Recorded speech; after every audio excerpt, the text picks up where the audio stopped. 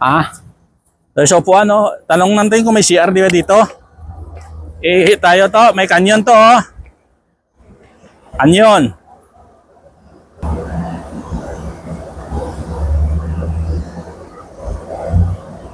So, alam niyo kung anong kahoy to? Akasya to. To, anong kahoy to? Baka may wifi dito to.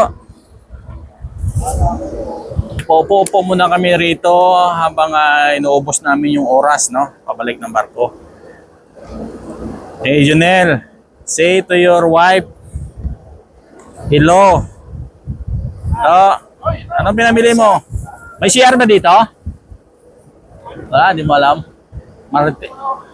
Maritime Museum.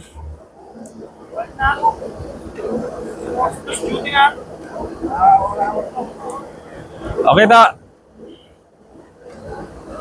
Hello mga followers dyan, no? Dito naman yung lingkod nyo sa Key West, Miami, Florida, no? Dito kami na isang 1/4 lang to, next iba naman.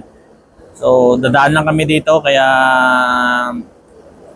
medyo saglit na yung oras namin sa labas, no? Kaya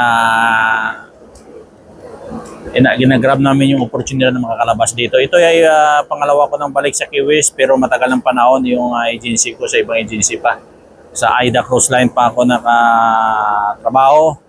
So ito pangatlong kumpanya ko na dito na ngayon parang nakabalik ulit dito sa Key West, Florida ng Miami. So mga ganda mga lugar dito, mga ganda yung mga establishment nila, no? Talaga nakadesinyo. Kaya lang hindi namin masyado maiikot ng area dahil po ay tawag dito kulang yung oras namin. So yan po, nakikita nyo kanina yung mga binibidyoan ko, no? Yan mga building sa likuran ko, mga gandang mga disenyo yan.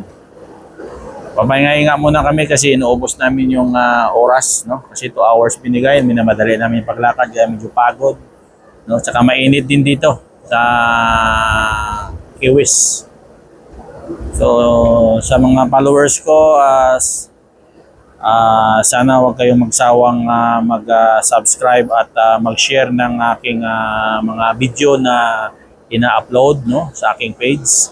So para narating ang panahon na makatulong din tayo sa ating kapwa na humihingi ng tulong kung tayo po ay ma-monetize na po kay Mita.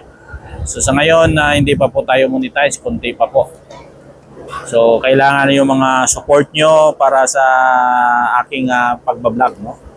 Kasi pag may pagkakataon po ako makakalabas, binablog ko po kung saang area po kami nakadaong ngayon, no? So sana sa mga aking followers, huwag kayong magsawa magsuporta. Maraming salamat sa inyong pagsuporta at sa pag-share ng aking video. At sa mga Pilipino palang tawag dito ngayon naninirahan, no? Ulitin ko, dito naninirahan sa Key West, shout out sa inyong lahat, no? Kung meron man ako kakilala dito, shout out sa inyo, no? Magandang lugar, ha? Magandang lugar dito, kaya lang medyo expensive din po yung mga pilihin dito. So magandang mga tanawin dito sa lugar ng Key West. At saka yung mga ibang pasahero, enjoy na enjoy sila. Shout out pala sa mga lahat ng OFW na sa ibang bansa, mga lahat ng seafarer, no, na mga seaman na nakapunta dito ng Key West. Shout out sa inyong lahat, no. Hindi kayo magsawa mapasyalan yung lugar ng Miami, Key West, Miami, Florida. So hanggang dito na lang po tayo, no? At sa muli nating pakikita, ibang lugar naman po kung saan naman po kami makaabot at saan naman po makadaking yung barko namin at i-share ko sa inyo kung anong kagandahan ng lugar. Maraming salamat sa inyong lahat po.